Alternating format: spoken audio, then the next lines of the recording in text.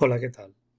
En este vídeo, que hace parte de la sección Análisis de la obra de Kardec, voy a continuar con el estudio que inicié en vídeos anteriores al respecto de la idoneidad de darle al espiritismo el carácter de revelación. En un vídeo anterior, en el primero que grabé dentro de esta serie, hice un análisis de la ahistoricidad que hay a la hora de determinar que el espiritismo sea la tercera revelación de la ley de Dios. Y en el vídeo siguiente estuvimos haciendo un estudio semántico del contenido de la palabra revelación y cómo las características que tiene esa palabra aplicada a una idea no encajan con el pensar y con el sentir del espiritismo. Sin embargo, hay todavía muchos espíritas que siguen considerando el espiritismo como revelación y tienen como base la obra del propio Allan Kardec, que definió el espiritismo como revelación y como la tercera revelación de la ley de Dios. En este vídeo lo que vamos a hacer va a ser hacer un estudio del capítulo primero del libro La Génesis, donde Allan Kardec aborda las características de la revelación espírita. Porque creo que a la hora de definir el espiritismo como revelación no podemos ser literalistas. Debemos evitar serlo para no caer en el hecho de decir el espiritismo es una revelación porque Kardec dijo que era una revelación. Por lo tanto, creo que es importante entender el contexto en el que Kardec está usando la palabra revelación y para ello nada mejor que acudir a sus propios textos, a lo que él escribió y analizarlo de una forma totalmente lo más racionalmente posible que se pueda. Vamos a empezar por analizar una serie de preguntas que hace Kardec en el capítulo primero, que es donde aborda esta cuestión. Y la finalidad de este capítulo es intentar responder a estas preguntas. La primera que hace Kardec es la siguiente: ¿se puede considerar el espiritismo como una revelación? En ese caso, ¿cuál es su carácter? ¿En qué funda su autenticidad? Hace otra pregunta que dice: ¿la doctrina espírita es una revelación en el sentido sagrado de la palabra? Es decir, ¿el resultado de una enseñanza oculta proveniente de lo alto?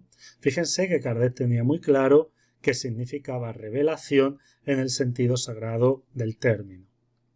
También hace una pregunta que es bastante interesante: ¿el espiritismo, la idea espírita, es definitiva o es susceptible de modificaciones? Refiriéndose a la revelación, hace una pregunta también y una reflexión que es muy interesante. Dado que las revelaciones traen a los hombres la verdad integral, ¿no tendrían por efecto impedirles hacer uso de sus facultades, ya que les ahorraría el trabajo de investigación? Y por último, se pregunta Kardec cuál es la autoridad de la enseñanza de los espíritus si no son infalibles ni superiores a la humanidad. Hace otras preguntas, pero creo que para nuestro vídeo, con estas 5, a modo de introducción, puede servir.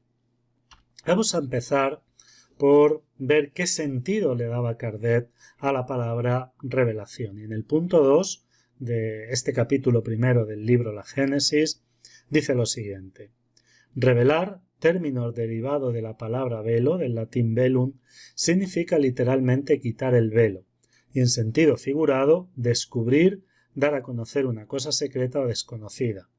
En su acepción vulgar más genérica, se dice de toda cosa ignorada que se divulga, de toda idea nueva que nos expone al corriente de lo que no sabíamos. Y continúa diciendo: desde este punto de vista, todas las ciencias que nos hacen conocer los misterios de la naturaleza son revelaciones, y se puede decir que existe para la humanidad una revelación incesante. La astronomía reveló el mundo astral, la geología reveló la formación de la Tierra, la química la ley de las afinidades, la fisiología las funciones del organismo, etc. Copérnico, Galileo, Laplace, Lavoisier fueron reveladores. Lo primero que deducimos de esta definición que hace Kardec de revelación es que para Kardec una revelación era dar a conocer algo que no se sabe. Por eso incluyó cualquier ciencia, cualquier disciplina del conocimiento que da a conocer algo que la humanidad o que el ser humano no sabe, la considero y la catalogo como revelación. Ahora bien, desde este punto de vista, no podemos afirmar que el espiritismo sea una revelación dentro del sentido sagrado, teológico o religioso de la palabra revelación. Sigue diciendo Allan Kardec en el punto 4 del capítulo 1 del libro que estamos analizando. ¿Cuál es el rol del profesor en relación con sus discípulos sino el de un revelador? El profesor les enseña aquello que no saben, aquello que no tendrían tiempo ni posibilidades de descubrir por sí mismos, porque la ciencia es una obra colectiva de los siglos y de una infinidad de hombres. La enseñanza es, por lo tanto, en realidad, la revelación de ciertas verdades, científicas o morales, físicas o metafísicas, realizadas por hombres que las conocen a otros que las ignoran y que, si así no hubiera sido, las habrían ignorado siempre. Fíjense que Allan Kardec sigue dentro del mismo concepto de revelación. Ahora indica que un proceso educacional, cuando una persona enseña a otra, le está revelando algo, le está revelando un conocimiento.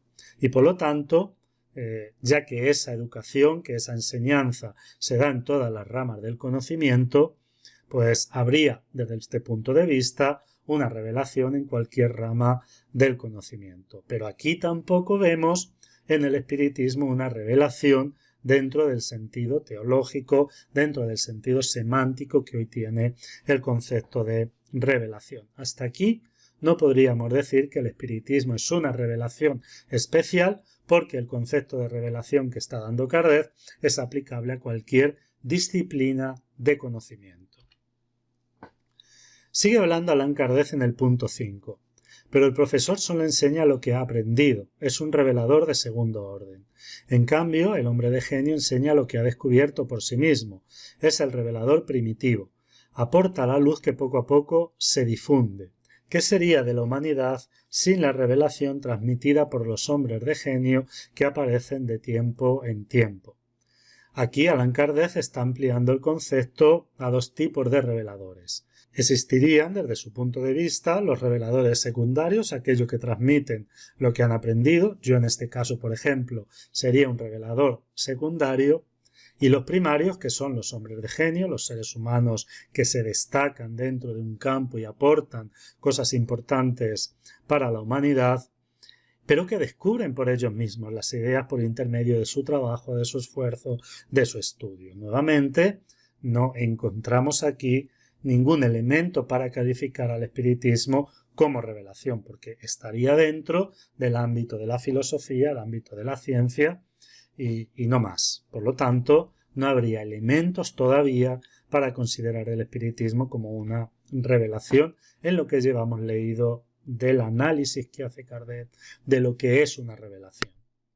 En el punto 6, hablando de los seres humanos que ayudan a progresar a la humanidad, dice Kardec: si ellos solo enseñaran a los hombres lo que éstos ya saben, su presencia sería completamente inútil. Así, las cosas nuevas que les enseñan, ya sean en el orden físico o en el filosófico, son revelaciones. Fíjense que nuevamente Kardec sigue insistiendo en que todo proceso de enseñanza es para él, para su idea del concepto de revelación, sería una revelación. Si Dios promueve los reveladores para las verdades científicas, también puede, con mayor razón, promoverlos para las verdades morales, que constituyen uno de los elementos esenciales del progreso. Esos son los filósofos cuyas ideas perduran a través de los siglos. Según este pensamiento de Allan Kardec, Dios envía a la tierra y promueve, como dice, espíritus que tienen un conocimiento dentro de las verdades científicas y dentro de las verdades filosóficas, y ellos serían también reveladores de cosas que están dentro de la ley de Dios, de la ley natural, de la ley física, de las leyes que las ciencias descubren. Luego, aquí nuevamente no encontramos elementos para calificar de una forma especial al espiritismo como una revelación. Sigue a Allan Kardec profundizando en cuanto al sentido sagrado y teológico de la palabra revelación. Y habría que preguntarnos, ¿es el espíritu una revelación dentro de este sentido? Fíjense cómo define Kardec la revelación dentro del sentido teológico o dentro del sentido sagrado.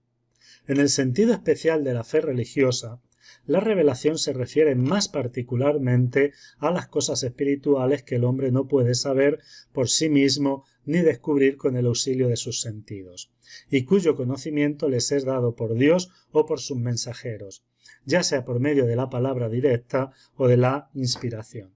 En este caso, siempre se hace a hombres privilegiados, designados con el nombre de profetas o mesías, esto únicamente en la cultura judeocristiana. Es decir, enviados o misioneros que reciben la misión de transmitirla a los hombres. Considerada desde este punto de vista, la revelación implica la pasividad absoluta y es aceptada sin control, sin examen ni discusión. Kardec está definiendo a la perfección qué significa revelación dentro de un contexto religioso, dentro de un contexto sagrado, de un contexto divino, de un contexto teológico. Y yo creo que todos ustedes estarán de acuerdo conmigo que el espiritismo no podría encajar dentro de este concepto de revelación, porque en el espiritismo no hay pasividad de parte de los encarnados, participamos intelectualmente en el proceso, no aceptamos sin control lo que viene del mundo espiritual, o por lo menos no deberíamos, y promovemos el examen, promovemos la discusión de las ideas para entender y para comprender aquellas que son verdaderas. Sigue hablando Allan Kardec en el punto 12. El espiritismo, al darnos a conocer el mundo invisible que nos rodea y en medio del cual vivimos sin que lo sospecháramos, así como las leyes que lo rigen, sus relaciones con el mundo invisible, la naturaleza y el estado de los seres que habitan en él y por consiguiente el destino del hombre después de la muerte, constituye una verdadera revelación en el sentido científico de la palabra. Hemos descartado, por supuesto, la revelación en el sentido teológico y Allan Kardec afirma que el espiritismo es una revelación, pero solo en el sentido científico de la palabra. Creo que es más que evidente que a día de hoy no podemos definir el espiritismo como revelación, porque a día de hoy no hay una revelación científica. No se puede emplear la palabra revelación si de lo que estamos hablando es de un proceso de adquisición del conocimiento por intermedio del razonamiento o por intermedio de la metodología científica. Por lo tanto, como son esos los elementos que el propio Kardec propone para el espiritismo, sería totalmente inviable hablar de revelación en el espiritismo. Y Allan Kardec solo utiliza el concepto de revelación en el sentido científico de la palabra. Vamos a continuar analizando el punto 13, que es muy interesante y creo que puede ser uno de esos puntos en los que puede llevar a confusión. Dice lo siguiente: por su naturaleza, la revelación espírita tiene un doble carácter. Participa al mismo tiempo de revelación divina y de la revelación científica. Participa de la primera porque su aparición es providencial y no el resultado de la iniciativa de un deseo premeditado del hombre, y porque los puntos fundamentales de la doctrina provienen de la enseñanza que han impartido los espíritus encargados por Dios de ilustrar a los hombres sobre las cosas que ellos ignoraban o que podían aprender por sí mismos y que les importan conocer. Vamos a analizar las dos razones que da Allan Kardec para determinar que el espiritismo es una revelación divina. La primera que dice es que su aparición es providencial, es decir, que de alguna forma su aparición es motivada por un deseo, podríamos decir, divino de traer conocimiento a la humanidad. Este es un problema porque de alguna forma estamos ya trayendo el carácter antropomórfico de Dios, pero vamos a analizar, independientemente de esto, cómo aparece el espiritismo. Basta con tener un mínimo conocimiento de la historia del espiritismo para saber que el espiritismo apareció porque empezaron a surgir unos fenómenos que no es que empezaran a surgir de forma novedosa, esos fenómenos habían existido siempre, solamente que en determinado momento una serie de personas empezaron a preguntarse por la razón de esos fenómenos. Empezaron a preguntarse cuál era la causa que producía esos fenómenos. Esto llevó a estudiarlos, llevó a investigar sobre estos fenómenos y esa investigación trajo una conclusión. Y es que la mejor explicación para esos fenómenos era que provenían de los espíritus, que no son sino nosotros en el mundo espiritual. Entre los muchos que se dedicaron a estudiar estos fenómenos estaba Allan Kardec. ¿Y cómo Allan Kardec estudió estos fenómenos? Primero comprobó si el fenómeno era real y en segundo lugar presentaba una serie de preguntas para que los espíritus contestaran. Y cuando los espíritus contestaban, Allan Kardec no aceptaba ciegamente esas preguntas, sino que las sometía al control de otros médiums y al control de la razón. De la misma forma que aparece cualquier procedimiento y cualquier conocimiento científico, es decir, se observan unos hechos, unos fenómenos, y luego se busca la causa de esos fenómenos y una vez que se ha encontrado la causa de esos fenómenos se someten a un control, que es lo que pasó con el surgimiento del espiritismo. ¿Que eso no providencial? Si es providencial, sería providencial cualquier conocimiento que hay en la humanidad. La medicina también sería providencial, la física sería providencial, cualquier conocimiento que hay en la humanidad, si vamos a aceptar el concepto de providencia, sería providencial.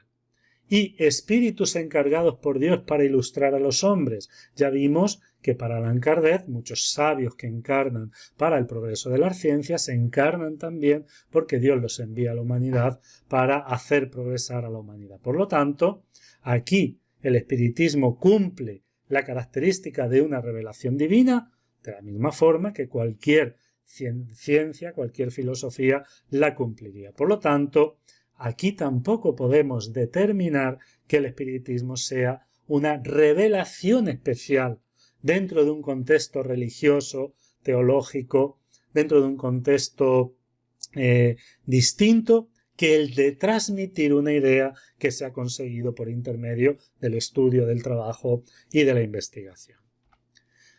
Y en el punto 13, Allan Kardec dice algo que es muy interesante y sobre lo que creo que es importante reflexionar.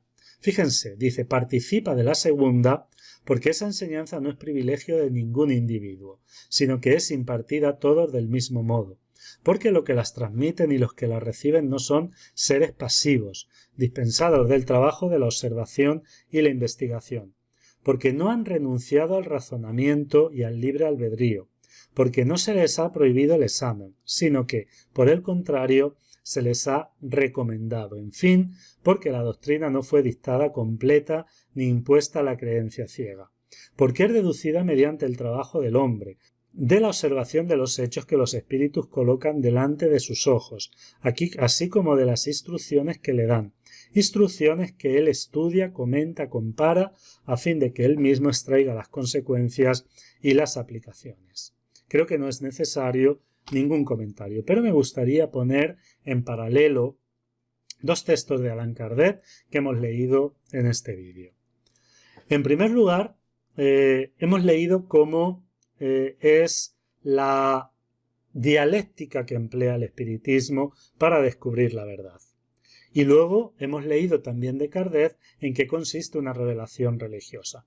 Fíjense, una revelación religiosa, según palabras del propio Kardec, implica la pasividad absoluta. Sin embargo, en el espiritismo, el procedimiento es que aquellos que la transmiten y los que la reciben no son seres pasivos o dispensados del trabajo de la observación y la investigación.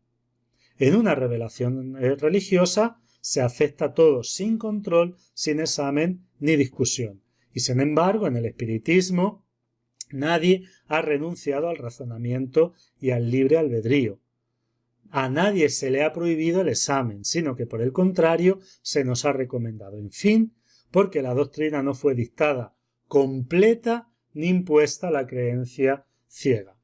Si tenemos paralelamente estos dos textos de Kardec y consideramos que el de la derecha corresponde a las características de lo que es exactamente una revelación en su contexto religioso, porque semánticamente no hay revelación sino dentro de este contexto, no podemos nunca decir que el espiritismo sea una religión, a no ser que estemos entrando una revelación, a no ser que estemos entrando en un contrasentido interno de incalculables dimensiones. Decir a día de hoy que el espiritismo es una revelación sería negar de las características inherentes al propio espiritismo. Y acudir a Kardec para justificar el concepto de revelación religiosa en el espiritismo, con todo el respeto, es no haber entendido cuál es el planteamiento que hace Kardec cuando define al espiritismo como una revelación, que nada tiene que ver con la revelación tal y como hoy se entiende en ciertos círculos espíritas. Con esto voy a terminar este vídeo y por lo tanto también el tema. Este es el último vídeo que voy a dedicar a este tema. Y no quiero hacerlo sin hacer un pequeño análisis de esa idea de revelación tan amplia que tenía Allan Kardec. Creo que Allan Kardec se equivocó a la hora de determinar que las ciencias, que las filosofías son revelación.